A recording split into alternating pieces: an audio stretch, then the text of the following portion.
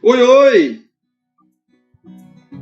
Lerei agora mais um capítulo desse livro fantástico. Famílias Indestrutíveis. O que não lhe ensinaram sobre a construção de um lar, do autor Rafael Neri. Lerei o capítulo 3. Símbolos e significados.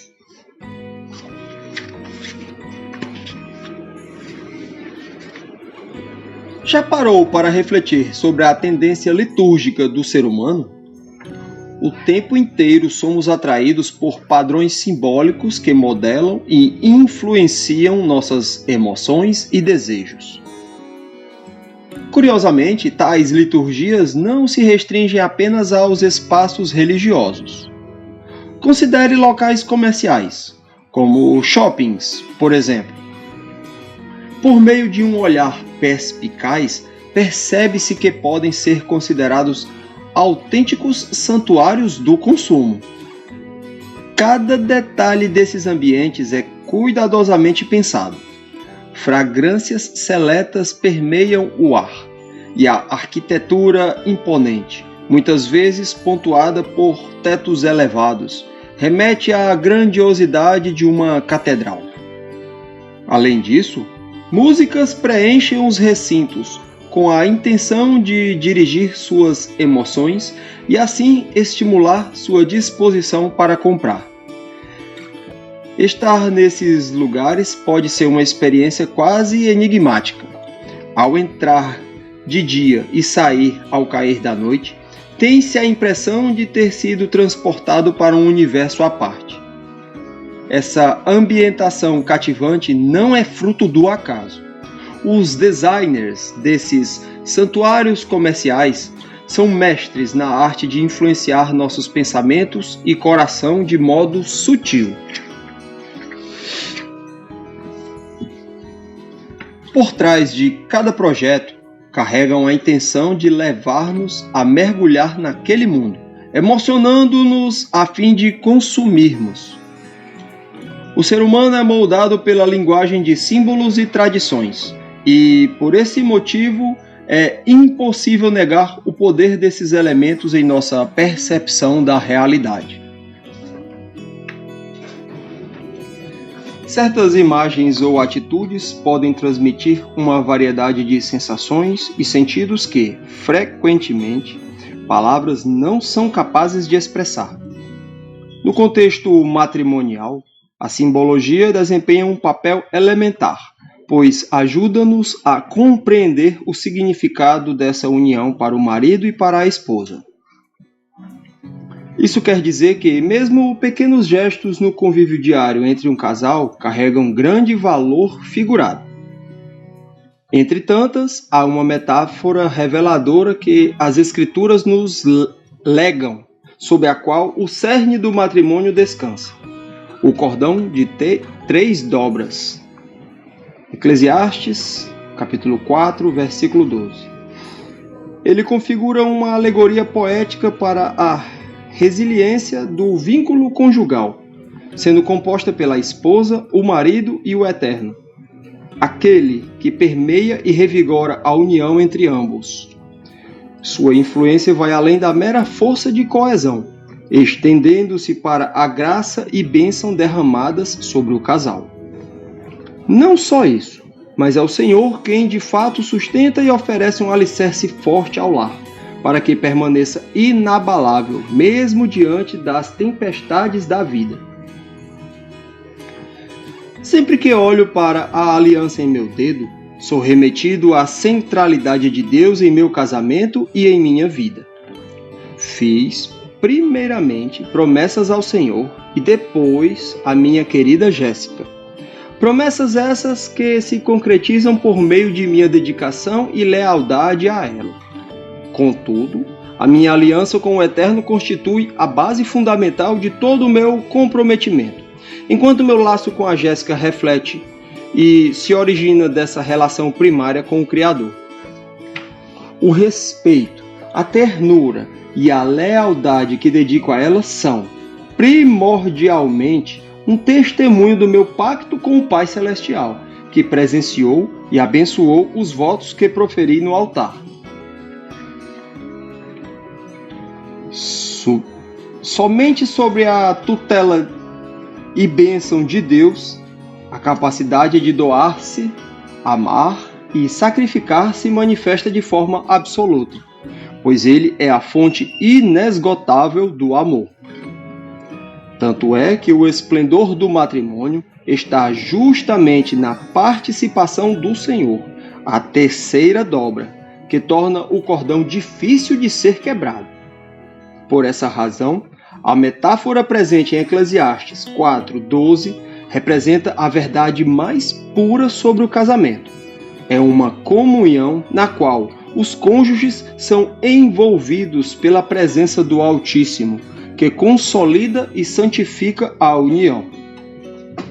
Em 1 Coríntios 6, versículo 19 e 20, deparamo-nos com outra analogia poderosa sobre a santidade do corpo humano, a qual se relaciona com o simbolismo do sacerdócio na relação matrimonial. O apóstolo Paulo explica que somos individualmente templos do Espírito Santo, uma nova prefigurada na arquitetura do templo israelita que possuía distintas divisões em seu interior. Havia o átrio, acessível a todos os israelitas, o santo lugar, exclusivo aos sacerdotes, e o santo dos santos, ao qual apenas o sumo sacerdote tinha acesso, uma vez ao ano. Êxodo 25 e 27. Esse conceito pode ser aplicado ao resguardo de nosso corpo, considerando a mensagem que transmitimos com nossas vestes e o fato de que, ao consagrarmos nossa vida a Cristo, tornamo-nos morada do Espírito Santo. Sendo assim, da mesma forma que não era permitido estranhos adentrarem ao Santo dos Santos, ou sequer visualizarem seu interior, existem regiões do nosso corpo que se destinam exclusivamente àqueles com quem estabelecemos uma conexão marital. O cônjuge assume o papel de um sacerdote que possui a graça divina para acessar e honrar as regiões mais sacras de seu parceiro. Privilégio este que testemunha o respeito inerente ao vínculo de marido e mulher. Na Epístola aos Hebreus, o leito matrimonial é figurado como algo que deve ser conservado puro. Hebreus, capítulo 13, versículo 4. A cama, nessa perspectiva, é mais do que um móvel medular. Ela se transforma em um refúgio no qual o casal celebra sua aliança, alheio às influências externas. Cada interação conjugal feita nesse espaço é uma reafirmação do comprometimento e manifestação do amor mútuo. Portanto, cabe um alerta. Assim como é possível profanar um templo, nosso leito e o próprio corpo também podem se encontrar vulneráveis ao desrespeito. Os que se entregam de forma indistinta correm o risco de desvalorizar algo sagrado. Outro símbolo de valor ímpar é a mesa, que representa o altar no qual a família se reúne para alimentar-se e estreitar os laços. A Bíblia traz referências à comunhão em torno da mesa, como a última ceia de Cristo com seus discípulos. Lucas 22, do versículo 7 ao 20. Que ilustram a importância da partilha e união. Reunir-se em torno da mesa é um convite ao encontro de olhares, à troca de vivências e ao apreço recíproco. O cultivo dessas ocasiões no cotidiano reforça os vínculos familiares e pode ser uma das maneiras mais simples e eficazes de melhorar a qualidade das relações. Infelizmente, os avanços tecnológicos e o frenesi da vida moderna ameaçam a recorrência de tais momentos preciosos. Há, por exemplo, a tentação de levar o celular à mesa, o que permite com que mensagens e vídeos desviem nossa atenção de nossa família e prejudiquem a conexão autêntica que se busca estabelecer com ela. A mesa, portanto, deve ser preservada como um refúgio isento de tensões e reverenciada como epicentro do lar. Ainda na trilha simbólica do casamento, deparamos-nos com um de seus emblemas mais sérios, os votos matrimoniais, que validam a devoção e a promessa que cada cônjuge estabelece diante de Deus e reciprocamente.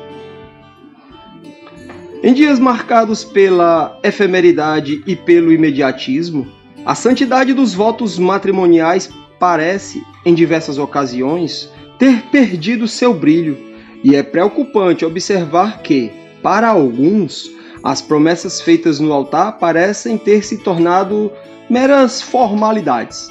São, contudo, um comprometimento sagrado feito publicamente que deve ser mantido até o fim de nossa vida na Terra. Não à toa, começamos os votos tradicionais dizendo: "Eu recebo você". Essas palavras representam um pacto de aceitação incondicional, que compreende tanto as virtudes quanto as imperfeições do outro. A Bíblia espelha essa mesma essência de união e suporte mútuo. Em Eclesiastes 4, versículo 9 ao 10, vislumbramos o encanto do compromisso de caminhar lado a lado, independentemente das adversidades. Melhor é serem dois do que um, porque se um cair, o outro levanta o seu companheiro. Quando o marido afirma receber sua mulher como esposa, ele também está afirmando renunciar a todas as demais. Isso nos lembra a fidelidade e a exclusividade do vínculo conjugal. A presença da palavra legítima estabelece a profundidade da relação. É a confirmação de um compromisso solene diante de Deus. Tal terminologia não é trivial, pois legitimar corresponde a atribuir validação legal ou social a algo. Em outras palavras, retrata uma asserção de que o parceiro é reconhecido, apreciado e acolhido, tanto como cônjuge quanto como ser individual, portador de sua própria identidade e valor. Envoltos pela promessa de entrega total, os votos imprimem uma responsabilidade que não se limita à exclusividade física, mas abrange as dimensões emocional, mental e espiritual. Significa mostrar-se presente nas diversas instâncias e situações, em honra ao laço construído e à confiança mútua, sabendo que ser fiel demanda uma atenção e blindagem contínuas contra seduções, flagrantes ou comportamentos sutis que possam comprometer a união. Amar e respeitar é uma lembrança de que palavras e atitudes têm o poder de edificar, assim como de destruir. A passagem de Tiago 3, versículos 5 ao 6, nos adverte sobre a língua, ao afirmar que ela é um pequeno órgão do corpo, mas se vangloria de grandes coisas. A língua é um fogo, é um mundo de iniquidade. Portanto, faz-se necessário zelar pelo elo conjugal, proferindo palavras que reverberem amor e reverência. Permanecer juntos na alegria e na tristeza, na saúde e na doença, na riqueza e na pobreza, expressa a constância de uma aliança que não oscila perante circunstâncias variáveis. O trecho de Romanos 8, versículo 38 e 39, nos confirma que nada pode nos afastar do amor de Deus. Analogamente, o casamento aspira a um amor que se mantenha firme no decorrer de todas as estações da vida. Testemunhamos, por fim, uma das declarações mais profundas e comoventes que existem, até que a morte nos separe. Os noivos, com olhares fixos um no outro, selam uma dedicação mútua e conectam-se por meio de uma promessa que se estende para além do agora, até o último suspiro de vida. Sua união funde-se em uma composição tão íntima que apenas a morte, irrevogável e implacável, tem o poder de desfazer. Infelizmente, no mundo contemporâneo, muitos tratam o casamento com leviandade e indiferença, como se fosse um acordo facilmente anulável. Porém, surge a dúvida: será que pode existir uma entrega real quando há sempre a sombra de um possível abandono? Porventura, a confiança conseguirá germinar enquanto a apreensão da separação paira sobre cada conflito ou mal-entendido? A palavra nos lembra que o amor tudo sofre, tudo crê, tudo espera e tudo suporta. 1 Coríntios, capítulo 13, versículo 7. Quando um matrimônio é embasado nesses princípios e marcado por resiliência, fé e perseverança, a palavra divórcio não deve nem mesmo ser mencionada.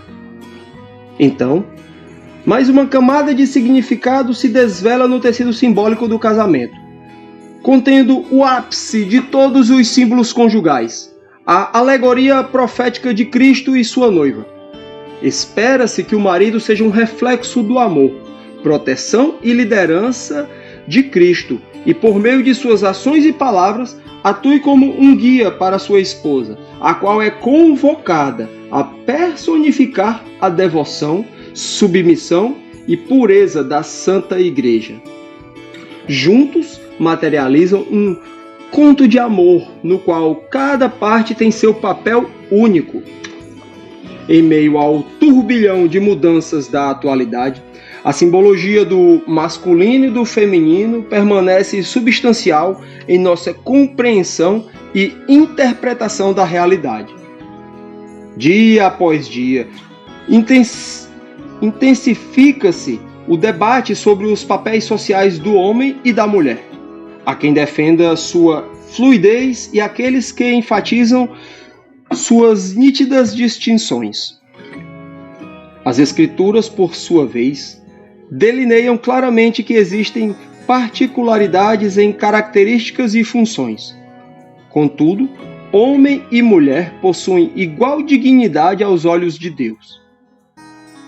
Negar nossa própria essência pode submergir-nos em conflitos internos. Por isso, a importância da autocompreensão e aceitação pautadas na realidade concreta. É um exercício. É essencial que cada membro compreenda bem a sua função. Do contrário, dificilmente uma missão será bem sucedida. O atirador de elite, vital para a segurança do grupo, tem que saber qual é o lugar mais estratégico para se posicionar, evitando o risco de ficar exposto ou sem uma linha de visão clara. Simultaneamente, o médico, que deve atender os feridos, precisa identificar com rapidez a quem deve socorrer primeiro. No casamento, algo semelhante ocorre. Cada parte necessita assimilar e aceitar suas responsabilidades, pois o inverso acaba gerando conflitos e até mesmo uma separação. Proveniente do equilíbrio entre os papéis caracteristicamente masculinos e femininos, a harmonia deve ser um objetivo na interação entre ambos.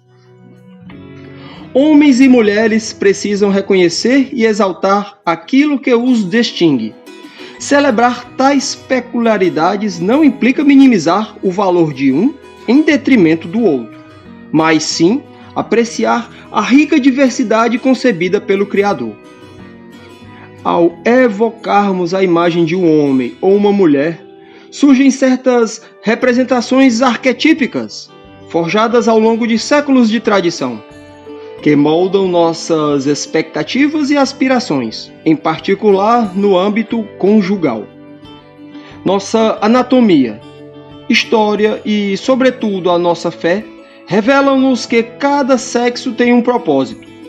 Portanto, é válido explorar em detalhes os deveres específicos de um e outro, conforme delineados nas Sagradas Escrituras, e costumes antigos, a começar pelo homem.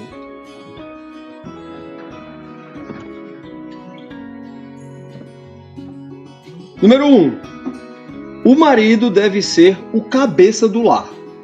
Em Efésios 5, versículo 23, a Bíblia afirma que o marido é o cabeça da mulher, como também Cristo é o cabeça da igreja. Esse papel de liderança convoca o esposo a conduzir a família com discernimento, amor e humildade, reconhecendo sempre a coparticipação da mulher. Douglas Wilson, em Reformando o Casamento, de 2017, argumenta que mesmo quando um homem se abstém ou hesita, ele continua a exercer liderança, seja por sua ausência, omissão ou vulnerabilidade. Uma figura paternal que se ausenta do lar, por exemplo, semeia emoções desajustadas, bem como traumas persistentes nos corações daqueles que foram abandonados. Faz-se necessário, nesse contexto, distinguir liderança de dominação.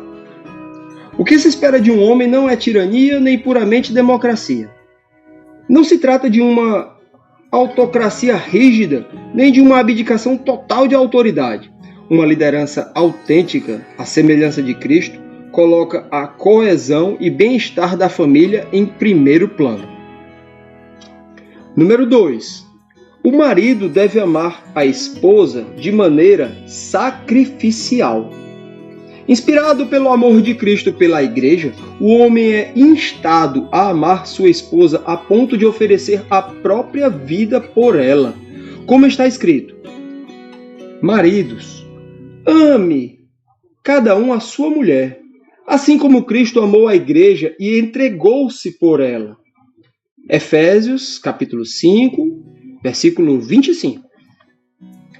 No epicentro do amor masculino reside a prerrogativa de valorizar a esposa e elevá-la em estima e reconhecimento. Esse amor é certamente romântico, ao mesmo tempo em que implica proteção, provisão e dedicação constantes. Desafios do cotidiano testam a resiliência do homem, sejam responsabilidades financeiras a preocupá-lo, noites insones decorrentes de alguma enfermidade em sua família ou outros obstáculos que a vida apresenta. Tanto em sentido figurado quanto literal, é o homem quem se interpõe entre os seus e as ameaças, disposto a fazer sacrifícios sempre que preciso. Assim, a natureza sacrificial do amor se manifesta em ações diárias. Trabalhar horas extras para assegurar o bem-estar da família, renunciar a momentos de descanso a fim de atender às suas necessidades ou simplesmente escutar com empatia e paciência a esposa e os filhos. Homens devem compreender que tal amor não se fundamenta no reconhecimento.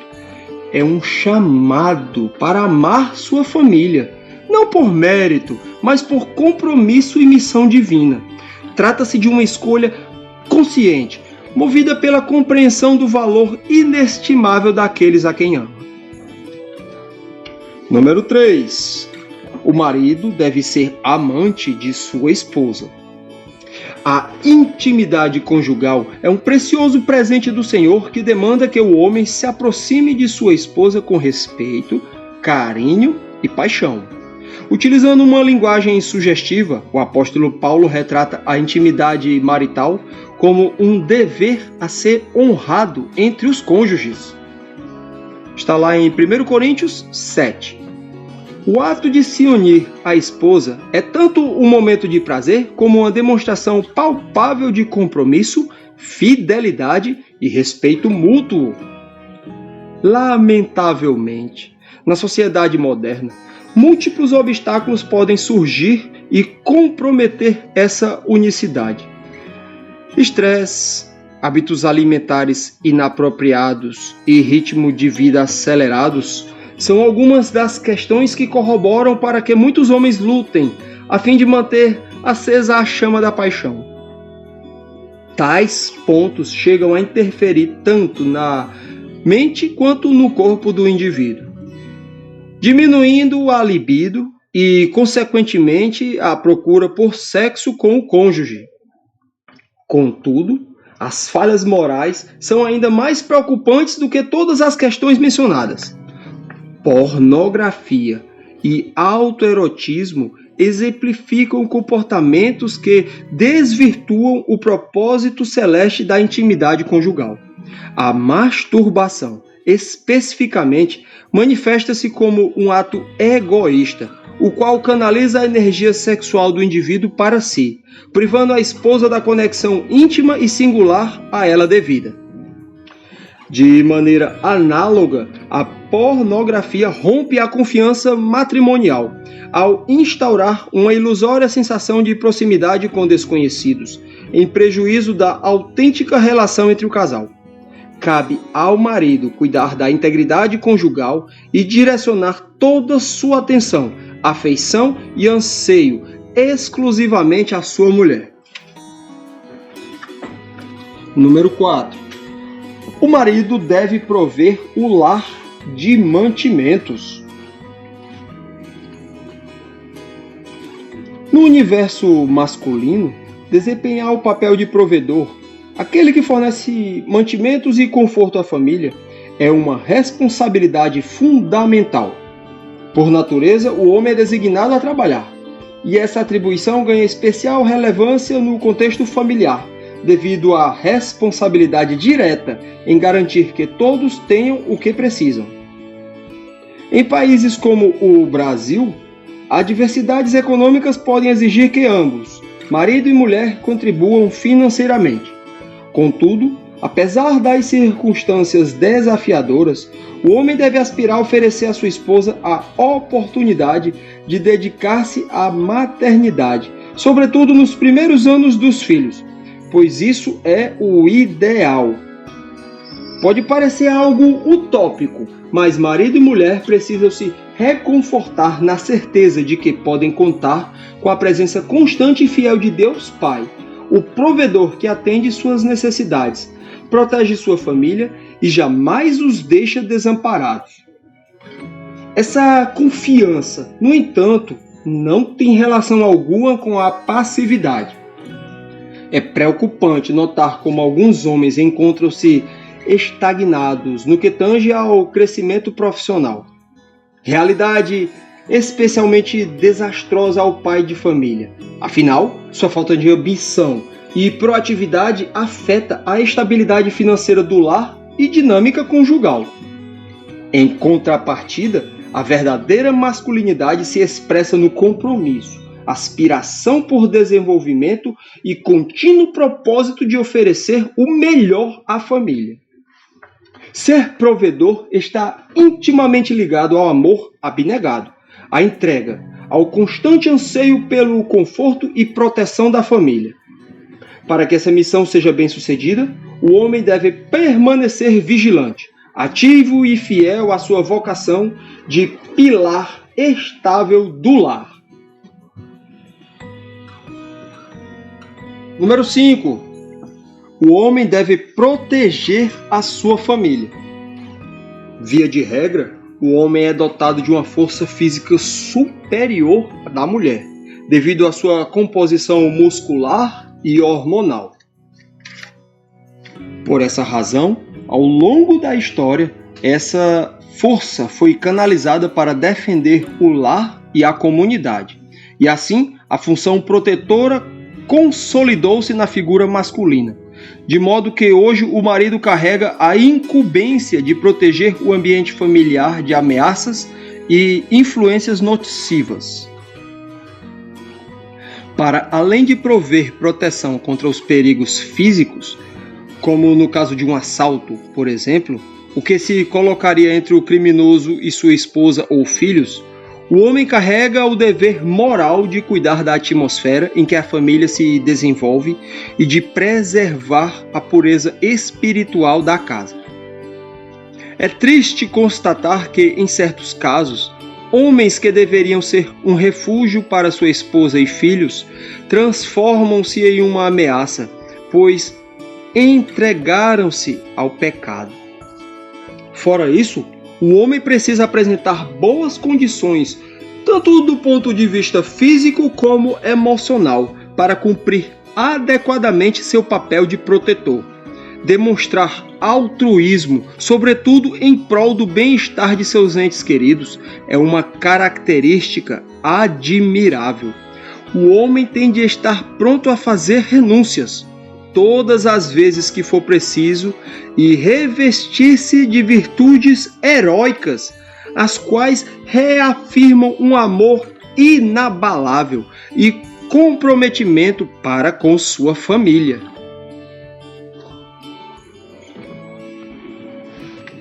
Número 6. O homem deve ser pai. Esse honroso papel exige dedicação constante, uma vez que cada gesto e dedicação paterna impacta a vida dos filhos de maneira significativa. Muitos lideram por intermédio de palavras, mas conforme o antigo adágio nos ensina, enquanto a palavra convence, o exemplo arrasta. Ou seja, para esperar virtudes e valores dos pequenos, é primordial que os pais os vivenciem e os exponham nitidamente. Guiar as crianças pelo caminho certo requer mostrar-lhes as belezas e alegrias da vida, alertar-los sobre adversidades, incutir-lhes o sentido de honra e esclarecer o que constitui uma vida virtuosa. Também cabe ao pai disciplinar seus filhos, uma ação frequentemente entendida como uma imposição de regras, mas que é, na realidade, uma manifestação do amor.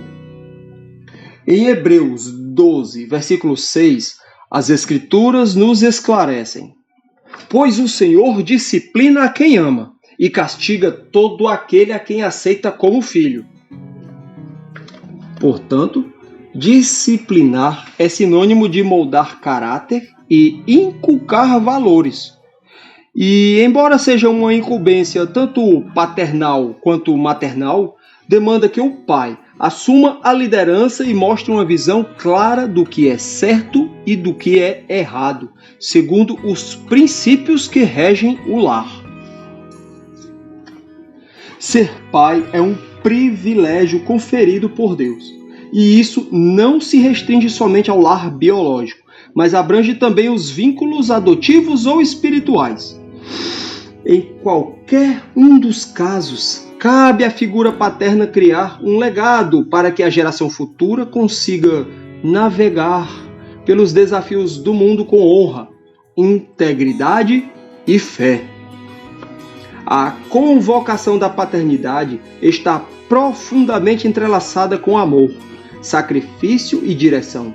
E o homem que se dedica a esse chamado com zelo se estabelece como um líder fidedigno no santuário mais importante de todos, sua casa. Número 7. O homem deve ser a base espiritual do lar. Espiritualidade é um pilar relevante da vida familiar, e o pai tem a nobre missão de orientar sua família e estabelecer uma rotina disciplinada de oração, meditação bíblica e engajamento em uma comunidade religiosa. Como guia espiritual, ele atende às demandas teológicas ao esclarecer dúvidas e trazer ensinamentos, além de organizar cultos domésticos, promover reflexões e manter-se fiel aos valores que considera imprescindíveis na fé. Entender o homem como guardião espiritual do lar não significa, de forma alguma, diminuir a importância da mulher ou desvalorizar sua contribuição nesse aspecto, mas sim reconhecer a existência de um líder primordial que, em harmonia com sua esposa, busca preservar a integridade da família na devoção ao Senhor. Compreendem uma colaboração alicerçada no amor e no respeito recíproco, a qual é essencial para um lar alinhado com os princípios celestiais. Cada responsabilidade que o homem abraça é permeada pela conscientização de seu propósito sagrado de servir como líder, protetor e provedor de sua família, guiando-a na fé e ensinando valores morais e espirituais. Tendo isso em vista, exploraremos também os aspectos que delineiam a função da esposa, que dá suporte ao marido no ministério familiar. Número 1. A mulher deve ser uma auxiliadora. Ao observar sua impecável criação, Deus proclamou: "Não é bom que o homem esteja só. Farei para ele alguém que o auxilie e lhe corresponda." Gênesis, capítulo 2, versículo 18.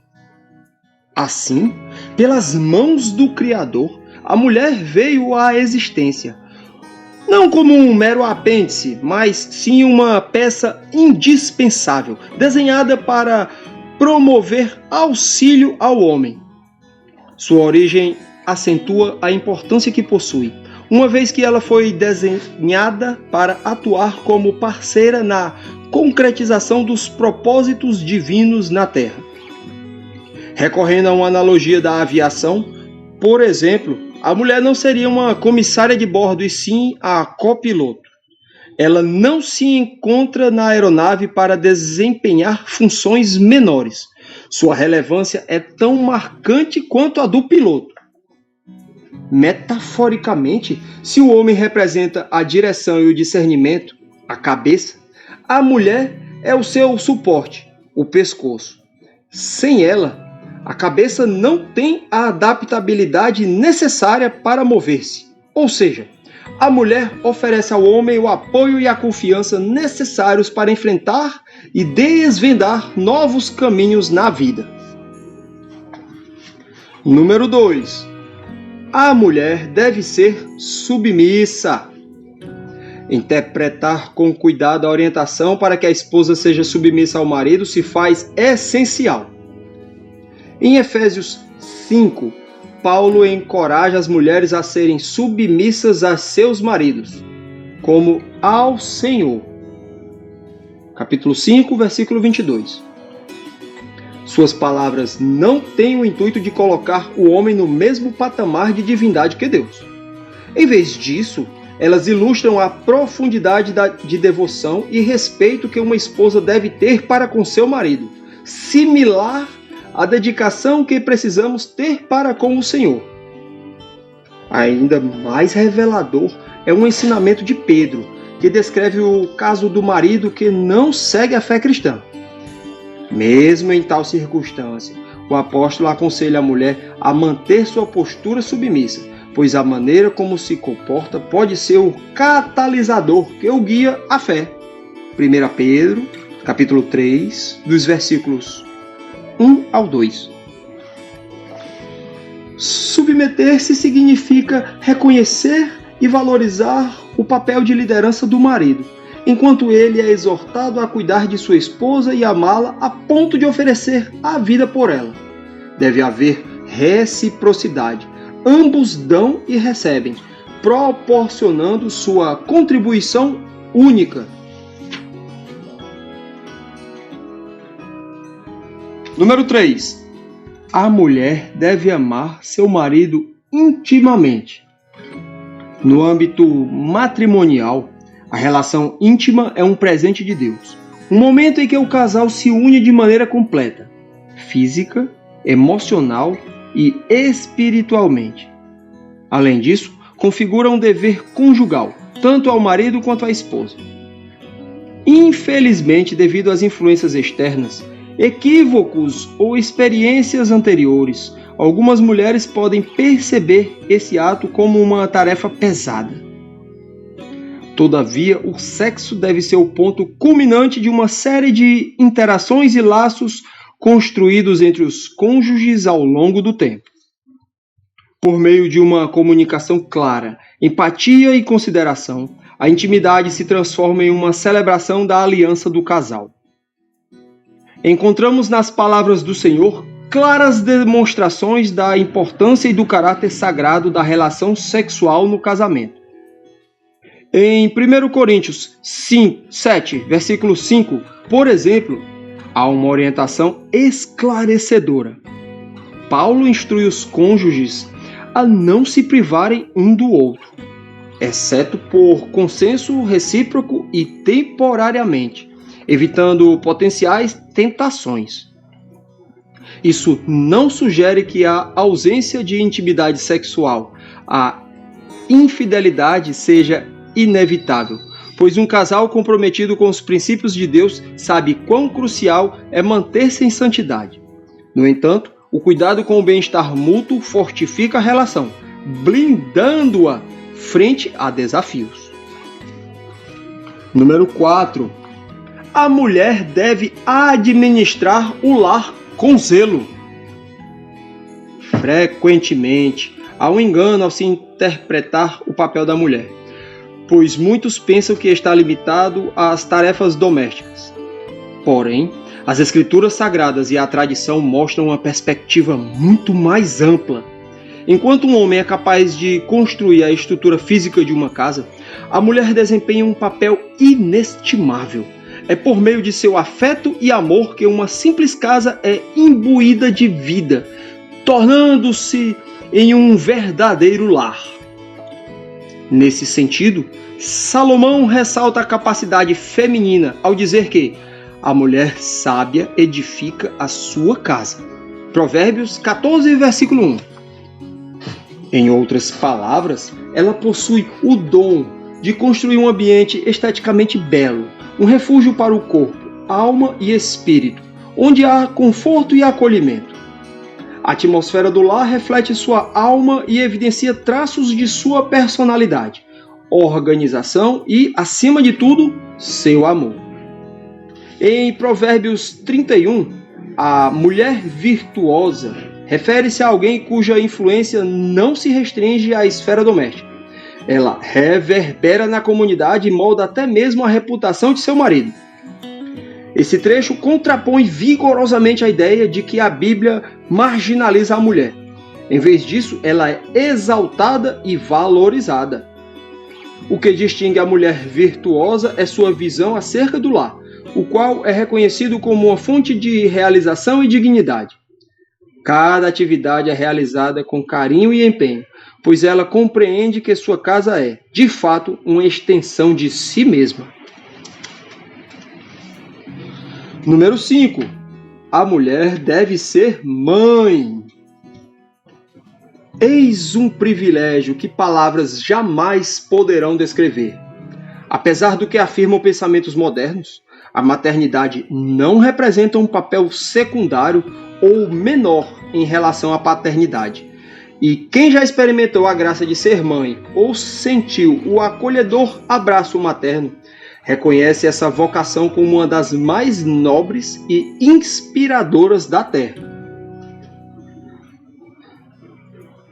A capacidade de conceber, nutrir e moldar uma vida é uma honra sem paralelo, algo com a qual nenhuma conquista profissional ou outro reconhecimento externo pode rivalizar. Além do mais, a maternidade transcende a conexão sanguínea. Afinal, há mulheres que, mesmo sem filhos biológicos, tornam-se mães adotivas ou espirituais, por exemplo. Elas acolhem e orientam vidas com verdade, sabedoria e amor. Tornam-se pilares de segurança e consolo, desempenhando um papel vital para aqueles que careciam de uma figura materna presente. No cenário atual, frequentemente observa-se uma visão condescendente ou até mesmo depreciativa em relação ao papel de mãe. Quando a mulher opta por dedicar-se em tempo integral à criação dos filhos. Há quem questione: Você se dedica somente a seus filhos? Tal percepção míope negligencia o sentido da maternidade. Uma mãe não está somente cuidando de seus filhos, ela está devotando-se à posteridade, esculpindo almas, formando indivíduos destinados a um propósito eterno. E em um mundo que tanto apregoa o empoderamento feminino, faz-se crucial compreender que não existe ato mais grandioso do que moldar e influenciar as gerações vindouras. Há 8 anos, minha esposa abdicou da carreira profissional para cuidar de nossos filhos. Essa decisão nos trouxe, em alguns momentos, certo arroxo financeiro, mas a terceirização da educação deles não era sequer uma opção para nós. Atualmente, sempre que assina algum documento e tem de indicar ocupação, responde com a expressão do lar. E muitas vezes precisa lidar com a reação de espanto das pessoas. Tão nova? Indagam. Afinal, para a maioria dos pós-modernos, abdicar de dinheiro ou conquistas no mercado de trabalho em prol da criação de filhos é um absurdo. A mentalidade ideológica fez grande parte das mulheres encarar a maternidade como um obstáculo ou castigo. Nós, porém, continuaremos apregoando aquilo que a Bíblia nos ensina. Os filhos são um presente de Deus e ser mãe é um dos maiores privilégios que uma mulher pode receber. Obviamente, a profunda dedicação da esposa ao lar demanda que o homem desempenhe seu papel provedor com maior competência, o que não será problema para uma família que caminha em sintonia. Sem a interação harmônica entre homem e mulher, o que seria da dinâmica conjugal? Ao mesmo tempo em que o homem desempenha múltiplos papéis insubstituíveis no contexto matrimonial, a contribuição da mulher também segue a mesma lógica. As responsabilidades de ambos, intrinsecamente ligados e dependentes, constituem os alicerces que fortalecem a sacralidade do matrimônio. Juntos, constroem um legado de amor, compreensão e compromisso que deve resistir ao teste do tempo e testificar à próxima geração sobre o amor de Cristo pela Igreja. Agradeço por ouvirem todo esse maravilhoso capítulo. Até o próximo capítulo. Tchau, fiquem bem. Valeu, hein?